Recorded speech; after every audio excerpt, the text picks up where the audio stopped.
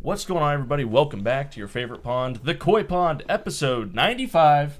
As always, I am joined by my co-host, K-Dog, back in the studio this week for what is NFL Week 1. Woo! We made it! We made it to That's Week exciting. 1. As you guys know, you can find us on Spotify, Apple Podcast, Amazon Music, and as always, never forget, leave your question on speakpipe.com/thecoypond for all of your NFL questions for the rest of the year. And if we missed you for that following week, leave leave a comment in the YouTube video. I'll always respond to those pretty quickly. And of course, Christmas is right around the corner for merchandise. Don't forget to buy some merchandise. Check out the store. That we got a little bit of everything. Fabulous items in there for you. Fabulous items. Fabulous. Just for you. Just for you guys. Better than ever. And check it out. Last week's video did a bit of the old numbies. Thank you guys very much for all the support on that video. We're up to now 176 subscribers. Wow. And that video did 2,000 views in a week. Woo! Thank you. That is, without a doubt, the best of videos ever done on the channel. And it's even more amazing that the comments were pretty tame. Hey, thank you.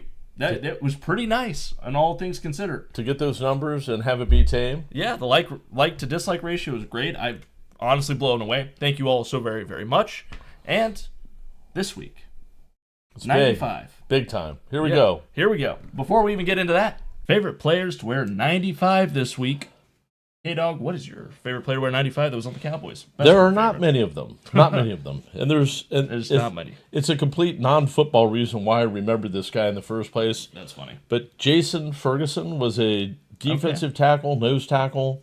I think during the Bill Parcells time, wore 95. Okay. The reason why I remembered his name and that number is I've never seen, if you go onto eBay, you can actually buy your teams like practice jerseys and shit like that. Right.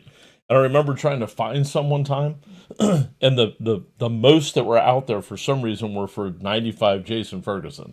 So that's why I remembered the number. Huh. For some odd reason, he just had an ungodly amount. Yeah, and I don't know if maybe he sweat a lot, and so he went through a lot of jerseys, so they put them all on eBay. I don't know. Crazy that's shit, hilarious. Right? Very unfortunate, Yeah. but also hilarious. How about you? Sean Phillips, linebacker for the Chargers. I think later on for the Titans, maybe. I think so.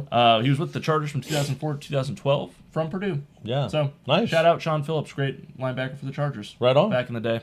Or that. Yeah, not really back in the day, like 20 years ago. Is 95. And that is 95. This week, as you guys are probably expecting, if you wanted to check our Week 1 picks, last week's video has that. This week, or this year, it just happened to be the Cowboys-Eagles Game 1 and the Chargers-Chiefs Game 2, the two teams that we like to root for. So we thought, what better than to just kind of talk Cowboys-Eagles, Chiefs-Chargers. Yeah, perfect. It makes it easy. What a way to start off with some rivalries. A lot of times the NFL starts the season off, they kind of go away from the rivalry games. Yes. To let the teams kind of warm up. Right.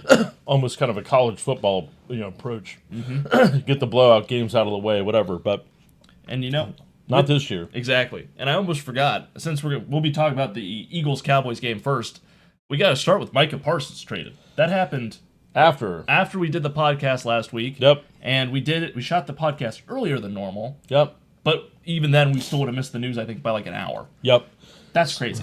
The inside scoop coming out from the Cowboys insiders, I mean, and this is deep inside, but was that the podcast was pissing off the other players all the way up to Dak Prescott.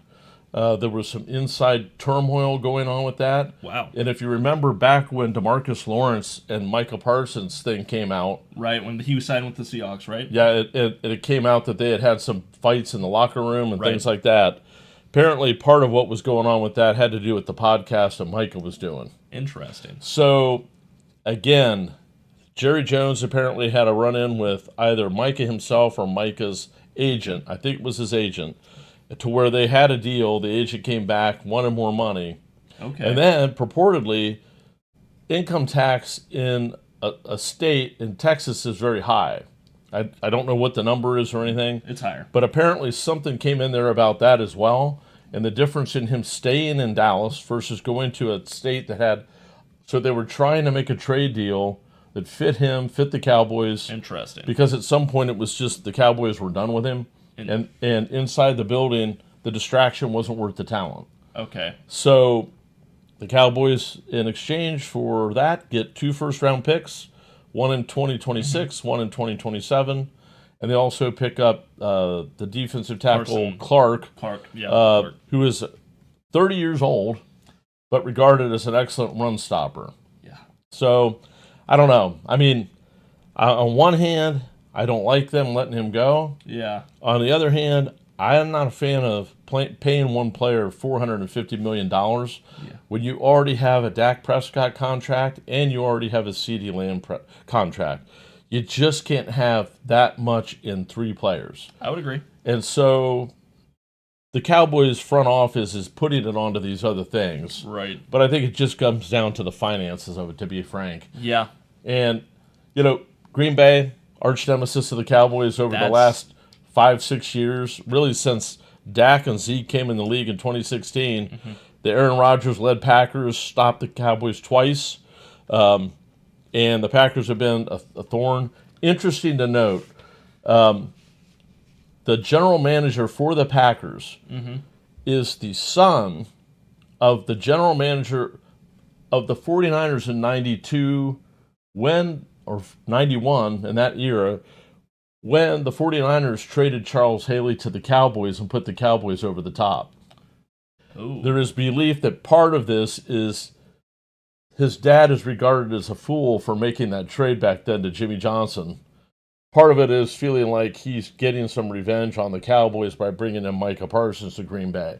Now, so that was his dad that made the stupid trade. His dad made the stupid trade. Now, if Micah's hurt, and he just gave up 2 first-rounders for a hurt player.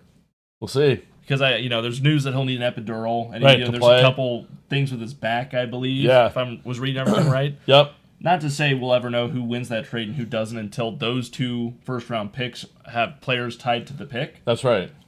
But if that's the case, it may not be as bad as Cowboys fans probably initially felt. Right. Now, regardless of all that, them trading with the Packers is hilarious. Oh, yeah. I mean, that is the one team, if I'm the Packers, maybe one of the 2 teams I would never trade with. But as a Cowboys fan, the only 2 or 3 teams you're not trading with, Packers, Eagles, Niners. Yeah. I mean, I could trade them to anybody else and it wouldn't bother me a bit. Yes. So that alone is hilarious. What a crazy system of events. Everyone that threatened to leave their football team stayed except for Micah Parsons. And we said... most of them will, except for probably one. And that's right. There's the one.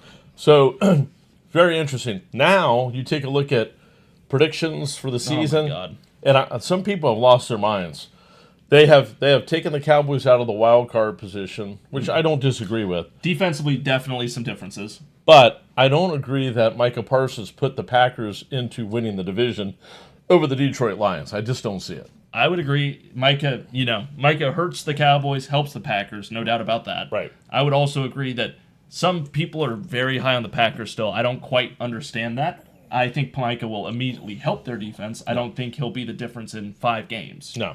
But I can't We'll tie find that to out, anybody. right? We'll see everything. Yep. Obviously, the Cowboys had a crazy difference, and I think it was yards per game allowed with and without Micah last season. Yeah. So that stat's out there without a doubt. Yep. And it doesn't help. There's already other injuries on that team. Right. But we'll have to see. Yep. Not trying to say one way or another. Yeah. I just it's going to be fascinating to see how the Packers, how these predictions were turned upside down to say now Micah Parsons make the Packers better than the Lions? Yes, I would agree that. I don't understand that one. I don't quite either. I'm also curious to see how healthy Micah stays. Yeah. If I'm a Cowboys fan, that's definitely Big question. not right? that you're rooting for him to get hurt. No, not at all. But you're interested to see how much research the Packers do on his existing history. Yep. But to segue into to tonight's game, sorry. Tonight's game? Yep. Yeah, it's Thursday night. The Cowboys did the Eagles a giant favor Yes, by getting rid of Micah Parsons. Okay, so now, that cannot be disagreed. Right. So now at this point, my favorite pick for this game on last week's episode was the over. Yeah. I love the over now. The over is going to be massive, bud. Okay, so let's get into it. Cowboys rushing defense. Shitty. For the last couple years. To the giddy. Hasn't been amazing. Whatever keeps you smiling, bud. And you know what? If Clark can come in and they can... I'll tell you this. I'll lose some games just to see a defense that actually fucking stops a run once in a while. Yeah. Because I'm so sick and tired of the Cowboys having no answer for it and doing nothing. Of course, let them to be the ones just to do it to spite their own face, cut the nose off to spite their own face. But the Eagles are a kick-ass run team. We know that. No doubt about it. Jalen Hurts. Saquon Barkley. Tush push. Yeah, oh yeah. Saquon Barkley. Tush push is back. Yeah. If Clark can stop a couple of those fucking plays. Short term, it wasn't a total loss. There's something. There's something. I'm going to hang my hat on something. 30-year-old Clark comes in. Yep. And stops. Bulldozing. Oh, yeah. We would have given that up before. That's going to be me tomorrow, tonight. Gaslighting yourself. Oh, yeah. But Eagles are going to fucking kick the shit out of the Cowboys. Rushing yards, rushing yards, rushing yards. And they're going to set the play action pass up. Mm-hmm. The Cowboys secondary is thin as a Marion's pizza crust. It's hanging on by a thread. Yeah. Eagles are going to pound the run, loosen them up, and then go over the top, and then tush push them into a blowout. Eagles 41-20. Oh my goodness. Over the Cowboys. It will be a 21-point victory for the Eagles. So you were just... Yeah. The Cowboys just don't have enough. Either line. The Eagles' defensive line is so dominant. The Cowboys have Javonte Williams, they have Miles Sanders, and they have a rookie in Jaden Blue. They got nothing. You know? And so Dak's going to stand back there and get rocked. I bet the Eagles sack his ass 7 times in this game. Wow. So you're expecting just an absolute massacre in Philly. Bring the banner down. It's just going to be the guillotine. It's going to be a guillotine. It's going to be an electric night in Philly. And Brian Schottenheimer. Yeah. See? Yep, there you go. I'm already having flashbacks of how bad this game could be. He's having a stroke. Just thinking about it. But I just don't see the Cowboys will score points. Yeah. They just won't be able to stop the Eagles. And so that's why I think your over is safely intact. That's where I'm at. Cooper DeJean, obviously, and Quinyard. My God, I'm butchering the name. Quinyon Mitchell. Sorry. Those two guys, incredible. They, last season finished up the year looking great. They're going to probably just double that this year. I am very curious for the future of the Cowboys to see how George Pickens and CeeDee Lamb are used collectively. Yep. I'm excited to see Turpin taking kickoffs back. That's going to be a plus for the Cowboys. And I think the Cowboys will have a kickoff return tomorrow night. Tonight. That's I think how they're going to score some points if they can't get it done with their legs, and through the air only works for probably 3 quarters at most. Yeah. Kickoff return and Brandon Aubrey kicking some 55, 60. Yep, exactly. I would agree with that. Turpin, I think a sneaky pick is to have Turpin as an anytime touchdown scorer for that game. Yep. Only because you're not looking for it to happen from Dak Prescott. You're waiting on a punt return or a kickoff return. That's right. I think it happened. I don't know when it happened last. Yep. I like him. He's a great kick returner. Yep. I think you should hammer that, sprinkle $5 on it, and you have something to root for every time there's a kickoff, which is not... Who knows how often that's going to happen. And again, keep in mind that Dak did not play a lot of games last year. He was hurt a lot. I don't care what they say, you don't do preseason games, and when you don't have things worked out, when you get into this game, the Eagles are going to benefit by running the ball to set up the pass, no doubt. The Cowboys will not be able to run the ball. They're going to have to pass to set up the pass, and that's a problem. That's an issue. That's where Dak is going to get hit because they're going to hold the ball longer, and I think the Eagles they don't blitz, but they get pressure out of the front 4. They don't need it. Exactly. That D-line is so good. They're switching people in and out. So when you're getting pressure in your face, you don't run anymore, Dak, and you got all your defensive backs out there, that's a recipe for a pick six. Yeah. So I'm just saying, it's not pretty. I might be crazy. Turpin, Eagles defense to maybe both score touchdowns. Not a parlay, but a straight bet. That's a fun bet. That is fun. Yeah. But that's also fun if you hate the Cowboys. You know what I mean? Oh, yeah. Not great if you love the Cowboys, but hey, what do you say? Hey, do you want to win or do you want to drink the Kool-Aid? Yeah, there you go. That's true. So, and maybe they're tanking for Archie Manning. No, I'm just kidding. We're not getting into college football. But it could be. We're not getting into that. I'm going to piss off some Ohio State fans or something. But they massacred him. Archie looked terrible. But he did. Looked terrible. Yeah. Ohio State's defense did look really good. That's a top defense. That's a tough outing for Archie. Sorry. Anyway, Chargers Chiefs. What? Yeah. Chargers Chiefs. Friday night, free on YouTube. You can find it on YouTube for free. You heard it. You heard that right. I'm not crazy. I'm a little crazy. But that's because it's Chargers Chiefs in Brazil. And we have one of the world-renowned experts on the Chargers right here for your listening pleasure. No, I scream. No. I get way too into it. Yeah. I hate the Chargers. I put $10 on them to lose to the Jaguars at half when they were up 31-7 or whatever the fuck that score was. Yeah, but you had a premonition and you went with it, and it was right. Right, because I know how these teams. Anyway. Because you're an expert. I don't know about that. I just know the Chargers. But regardless, Yes. Year 2 of Harbaugh kicks off in Brazil against the Chiefs, who are pretty much beat the shit out of the Chargers for several years now. Yep. To put it lightly. Last year, the December game, they lost to the Chiefs on a double doinker, and that tore my heart out. That was pretty rough, to say the least, but that is how the Chargers lose. Double doinkers are hard to come back from. There's no doubt about that. It was a doinker. It hit one side and went in. Maybe it might have been a single doink. Single, double, in my nightmares, it's a double doink. Just something that keeps you up at night. That's right. A sound you can't forget. Justin Herbert needs to win a playoff game this year. Yes. If the Chargers come into another playoff game and they look anywhere near like they did with the Texans, or finish like they did with the Jaguars, it is game over for that's going to be a tough pill for the Chargers to swallow, regardless.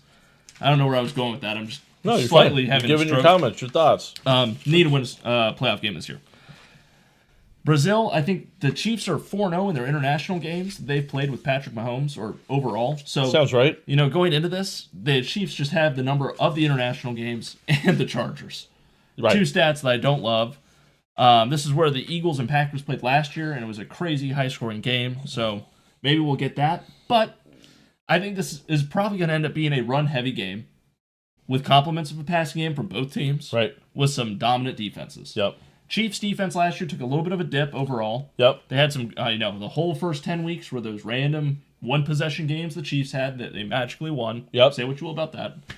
But the Chargers defense looked dominant. The Chiefs defense throughout the years has been dominant. I don't think we're going to see anything different this year when it comes to the Chargers and Chiefs in Brazil. Right. Rashee Rice is out for this game. We will be seeing Juju Smith-Schuster, Xavier Worthy, Travis Kelce, who historically loves to smack the shit out of the Chargers.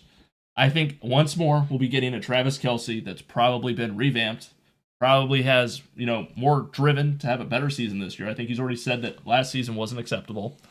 And what better than that first week against the Chargers? Yeah. Now, I think the Chargers defense is going to look just as good as it did last year. That front four that they've got lost Poona Ford, but they picked up some other players in that position that I think Jim Harbaugh will use just fine. Yeah. You can look for some breakout players this year in the Chargers defense, such as cornerback Tarheeb Still, Dayan Henley. I'm butchering that name. I'm so sorry. But the Chargers defense is still going to be dominant. Jim Harbaugh does that right. Now, obviously, you lose Rashawn Slater on the offensive line. That going to be a killer. Has to.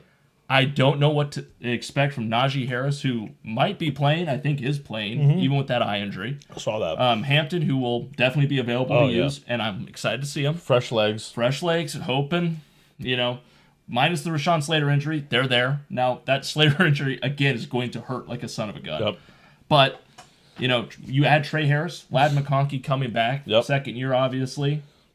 You put another tight end in there. Yeah. You're going to chip him on that side. You have Tyler Conklin and Will Dissly now. So you'll make up for Slater with chipping with a tight end, and you're going to run some more conservative play calls. Yes. And you're going to protect, but you got guys that could get open because Ladd McConkey sure as hell can. Yep. And it looks like the other guy can't, the rookie Trey can Harris. too. Yep. And you have Keenan Allen back.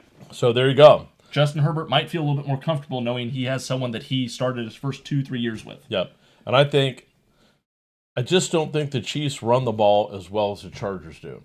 I think the Chiefs still have some injury issues. The offensive line, I think they're a little banged up they're trying too. to figure that thing out. I really think that Jim Harbaugh has got these guys to take that next step, and they just keep narrowing the games, right? Yes, every one of these Chiefs games gets a little closer, a little closer. So even though that trend is they have their number, let's not forget the Chiefs have the biggest hangover you could possibly have coming off the beat down the Eagles gave them. I know, that's what both scares me and excites me. And I don't care, at some point a team could will will their way. At some point, they kind of lose that, and if it can't happen, it can't happen. I think Jim Harbaugh has looked at that film and dissected it built this team the way he knows. The run first, got to help Justin Herbert. The defense is great. Yep. I think the Chiefs are going to have flashbacks to the Super Bowl and moments during the game.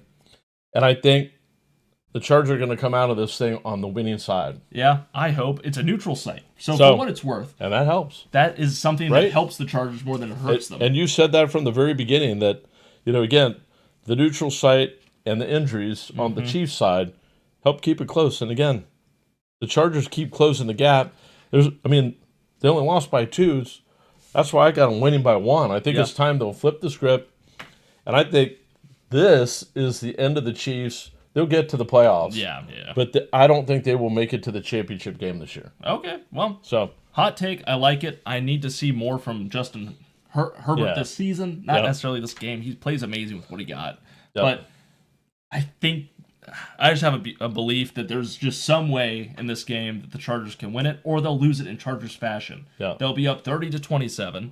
The Chiefs will march down the field, score a field goal, and then Omarion Hampton will fumble, and the Chiefs will get it right back in field goal position to win the game, 33-30. Yeah. It will be something stupid like that, but I still think this is an under game. I still think these defenses are revamped, and, offenses have a lot to learn when you're switching up the offensive line. Chargers still added Mekhi Becton from the Eagles this year, too, along with losing Slater, Alt's his second year, and the Chiefs, I think, have had a couple injuries. I might be butchering that.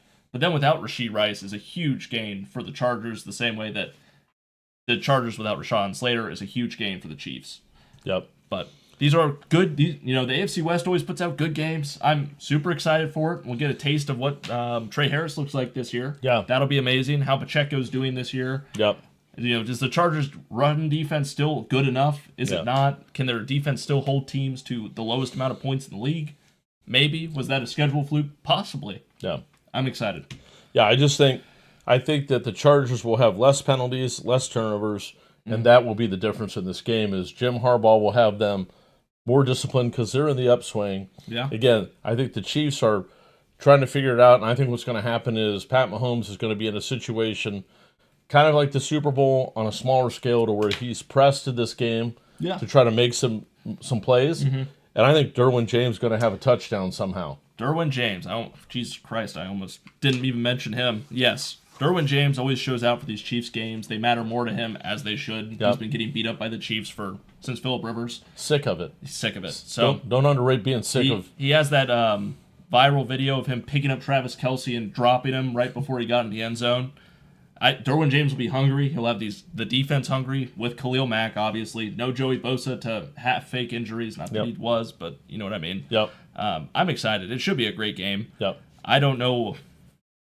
I don't know. I really hope the Chargers can win this. I think this game will be close. I don't know if they'll be able to be over the top with it or not. Yeah, I think Chargers 24-23.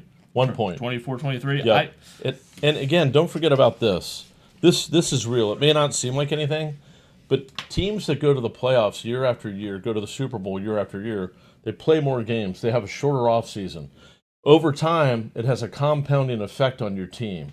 Your players, every time you cycle through that and have a shorter time to recover, it gets harder to do it the next time. Right. And so, I remember the early 90s, all the way 30-some years ago, but that happened to the Cowboys. And you could see them getting run down, and the Chiefs are in the same damn boat. You just can't win that long, that consistently without it starting to have a profound impact on your team. No doubt. And, from there, we'll have to see. I'm trying to see if there's anything else I missed here. I think we pretty much hit it all pretty well. I'm stoked. I'm absolutely excited. Football's back. I'm going to try not to get too excited and give myself a migraine before the games tomorrow and Friday, but it should be great. Statistically, the Chiefs have to lose one of these to the Chargers at some point. Absolutely. That's not a Week 17 game that doesn't matter. Yep. And I'm going to hold that hope until I have to watch, Travis Kelce celebrate another loss or win against the Chargers, and such is my life. We'll see. And, last year the Chiefs had their thing. We'll see if the Chiefs keep up that same rhythm this year. Taylor Swift, will everyone blame her? Maybe, maybe not. The Red Zone might have commercials. Really? Did you hear this? No. Okay, not to switch gears. You guys are probably sick and tired of us talking about Eagles and Chargers and Cowboys and whatnot. So, on the Pat McAfee show, which would have been yesterday for you guys, Scott Hansen, I think is the name of the Red Zone Yep, host, that's right. was on the Pat McAfee show, and he said we will have 7 hours of uninterrupted football. In the past, he's said 8 hours of uninterrupted football, I believe. And so everyone's expecting you might get a lot more ads where the game's on in the corner, but they're running an ad side by side with it. Stuff of that nature. I haven't read into it too much. We come right from work here. But if there's ads on the Red Zone, or there already have been ads, but they've been, like, they minimize the game just a little bit. It's an L ad that comes in around the top and the side. Yep. Where's the limit before capitalism has once again won? Yeah. It keeps happening, right? And you get these subscriptions, right? Get a subscription for, I don't know, Disney or something like that. Yeah. Well, you get a subscription, you still have ads in the shows, right? Well, now you got to get the premium now. Yeah. Oh, see how they move the bar again? Oh, fuck off. If we get full blown ads where the game is smaller than the ad, I think that constitutes a revolution. I'm with you. If they stay side by side and there's one scoring touchdown, now Scott did say they aren't going to go on a full commercial. It won't be like, we'll be right back, brought to you by these ads. But that'll be next year. Yes, that is where I'm worried that we are going to get, they're going to take a little bit and a little bit. And if that stupid Red Zone price doesn't go down because of this? It's not, because the NFL fat cat owners just want to make more and more money. Having your team worth $10 billion isn't enough. I know. They need more. It's crazy. It's the truth. It is. Grab your torches, grab your pitchforks, let's go get them. Now, how many people need to stop watching the Red Zone and pirate it before they perhaps rethink this idea? Yeah. How bad does the blowback have to be on Twitter that 32 NFL teams fans unite under one problem, which is commercials on Red Zone? And it's a little like the product flow coming in from the Mexican cartels, right? You can't people won't stop using the product. No. It's the same damn thing. Yeah, probably. Pro football is just like that. Probably. Just, we'll have to see. Yeah. I don't know what to expect. Nevertheless, couple bets. Yes, please. Couple bets for the weekend, or for Thursday, Friday. There is one that I love a lot. It's Saquon Barkley to record 10 rushing yards in each quarter. Plus 135 on FanDuel. Okay. That is simply he has to get 10 rushing yards per quarter. It's nothing else to it. Pretty easy bet. That is my little special for the weekend. So when you say that, if you bet, it's a minimum like $5? If you bet 10, you win 13.5. Okay. Because it's plus 135. But that's a pretty easy bet, you would think. You would think. There's Cowboys are not keeping Saquon Barkley to...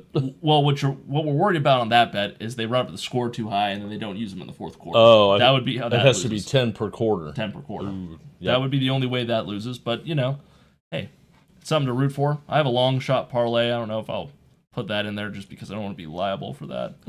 But let's see here. Is there anything else that I really, really like in this game that I've bet on? Okay, here's one. I'll throw this one out there just to be you get a straight bet and a parlay type of thing. Saquon Barkley, 110 rushing yards. CeeDee Lamb, 80 receiving yards. Yeah. Devontae Smith, 60 receiving yards. I had a reasoning for doing all three of these, but it's the long shot, FanDuel, DraftKings, whatever you use, you get some no-sweat tokens. That could happen, though. That's just my little parlay for the week, for the Thursday night game that I'll be rooting for.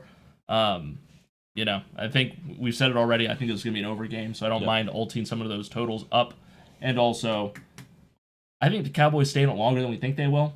The ending might be the same regardless. Yeah. But the only hope is that the Eagles play it conservative early to try to figure it out. Gives the illusion of a game, and then bam, third quarter, blow it out. And it's first game. We might get a stinker of a first quarter. We could. Followed by 21 points in the second quarter, 21 points in the third quarter, and then like 14 in the fourth. Yeah. I think the Dak pick six probably happens in the first quarter. Oh, God. I think it's coming right out of the gate. Didn't he fix that last year, though? Or 2 years ago? Because it was him and Josh Allen kept getting talked about being reckless with the football. Yeah. But it kind of reverted. I thought it did. Yep. But maybe, he'll be all antsy in Philadelphia. I think with the running game getting stuffed, he's going to feel like he has to force it, and whammo, there you go. Do you think there's any way that the Cowboys used 3 running backs the way the Broncos did? No. I don't see it, but you never know. They got a fullback on the roster. We'll see what he can do. Yeah. Hunter Lupke. Okay. Fun name. Fun guy. All right. Well, in that case, you got anything else? That's it. That's it for me as well. Excited for the games tonight? Yes. Hope you guys have a great first weekend of football. We got Thursday, Friday, Saturday college, Sunday football, Monday football, and we'll have to see how it goes. It's football season, baby. Football season. We finally made it. Woo-hoo. You guys have a great weekend, and we will see you all next week on the Coy Pond. Peace.